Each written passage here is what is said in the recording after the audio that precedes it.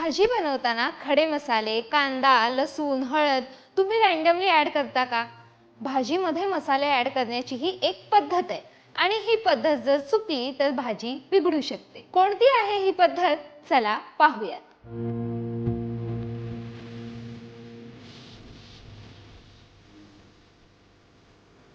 आपण नेहमी काय करतो, गडबडीमध्ये आपण सगळे मसाले एकसाथ किंवा रँडमली ॲड करतो. पण तुम्हाला माहिती आहे का, हळद, मोहरी, जिरा, लसूण हे जर योग्य पद्धतीने तुम्ही भाजीमध्ये मिक्स केलं नाही तर त्यातलं 80% नॅचरल ऑइल डिस्ट्रॉय होतं आणि त्याचा आपल्या आरोग्यावर परिणाम होतो. एवढंच काय, तर मिरची सुद्धा नीट शिजवली नाही तर त्यामधले व्हिटॅमिन सी सुद्धा निघून जातात. त्यामुळे तुम्हाला योग्य पद्धत माहीत असणं खूप गरजेचं आहे. सो चला पाहूयात ही योग्य पद्धत कोणती आहे. Right steps.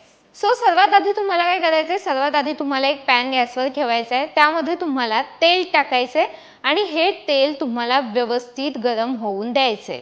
जेव्हा तेल नीट गरम होईल तेव्हाच त्यात तुम्हाला बाकीचे मसाले ॲड करायचे. आता तुम्हाला लगेच त्यात कांदा किंवा लसूण नाही, तर आधी तुम्हाला त्याच्यामध्ये खडे मसाले घालायचे. लक्षात ठेवा, कधीही जेव्हा तेल व्यवस्थित गरम होतं त्यानंतरच तुम्हाला त्यामध्ये खडे मसाले घालायचे असतात. खडे मसाल्याच्या जागी आधी कांदा किंवा लसूण घालायचा नाहीये.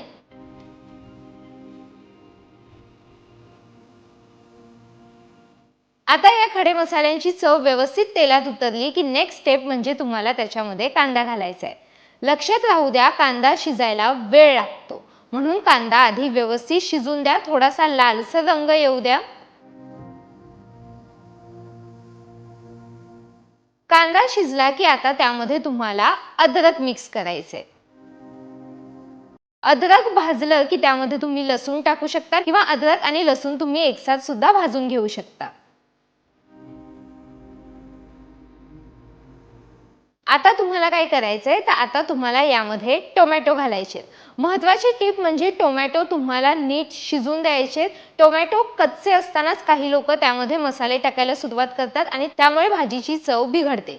एकदा का टोमॅटो शिजले की मग तुम्हाला त्यामध्ये मसाले ॲड करायचे, जसं की हळद, लाल तिखट, गोडा मसाला, पावभाजी मसाला किंवा जेही मसाले तुम्ही वापरत असाल ते तुम्हाला त्यामध्ये ॲड करायचे आणि मग ते व्यवस्थित भाजून घ्यायचे.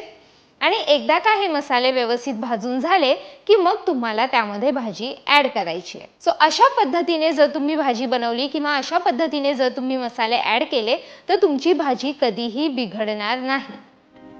So that's all. हीच होती आजची सोपी ट्रिक. तुम्हाला ही ट्रिक कशी वाटली मला खाली कमेंटमध्ये नक्की कळवा. जर हा व्हिडिओ तुम्ही लोकमत सखीच्या फेसबुक पेजवर पाहत असाल सो लोकमत सखीचं फेसबुक पेज लाईक करा, शेअर करा.